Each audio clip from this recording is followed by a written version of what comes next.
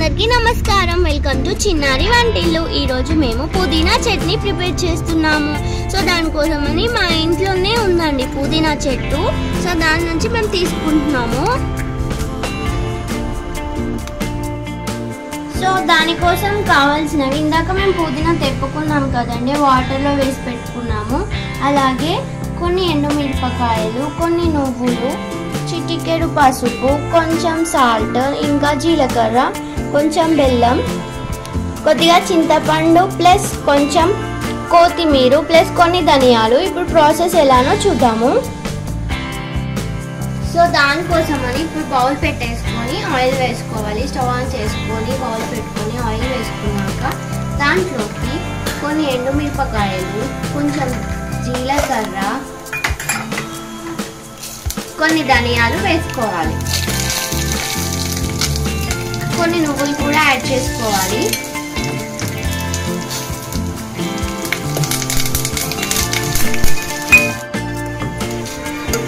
Just ఒక 1 minute roast అయ్యాక అవి జార్లోకి షిఫ్ట్ చేసుకోవాలి. ఇప్పుడు సేమ్ బౌల్లో పుదీనా రోస్ట్ చేసుకోవాలి. ఇప్పుడు సేమ్ బౌల్లో లైట్గా ఆయిల్ వేసుకోవాలి. పుదీనా ప్లస్ కొత్తిమీర వేసుకోవాలి. అలాగే చింతపండు కూడా వేసుకోవాలి. సో జస్ట్ ఒక 1 మినిట్ అలా రోస్ట్ చేసుకొని స్టవ్ ఆఫ్ చేసేసుకోవడమే. మనం రోస్ట్ చేసి పెట్టుకున్నవన్నీ జార్లోకి తీసుకొని దాంట్లో కొంచెం పసుపు, టేస్ట్కి సరిపడా సాల్ట్, ఇంకా బెల్లం వేసేసుకోవాలి. దాంట్లోకి మనం రోస్ట్ చేసి పెట్టుకున్న పుదీనా, కొత్తిమీర, ఇంకా చింతపండు ఉంది కదండి, అది కూడా వేసేసుకొని మొత్తం గ్రైండ్ చేసేసుకోవాలి.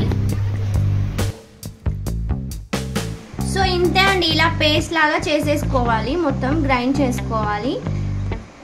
ఇంకా కావాలంటే చిన్న చిన్నగా ఆనియన్స్ కట్ చేసుకొని కూడా అలా కూడా సర్వ్ చేసుకోవచ్చు, లేదంటే ఇలా కూడా సర్వ్ చేసుకోవచ్చు. టేస్ట్ చాలా బాగుంటుంది. మీరు కూడా ట్రై చేయండి. చపాతీలోకి, రైస్లోకి చాలా అంటే చాలా బాగుంటుంది. మీరు కూడా ట్రై చేయండి. మీకు ఎలా వచ్చిందో నాకు కామెంట్లో షేర్ చేయండి. మీకు కనుక ఈ వీడియో నచ్చితే లైక్ చేయండి, షేర్ చేయండి, కామెంట్ చేయండి. అలాగే నా ఛానల్ని సబ్స్క్రైబ్ కూడా చేసుకోండి. థ్యాంక్ యూ అండి. థ్యాంక్ యూ ఫర్ వాచింగ్ చిన్నారి వంటిల్లు.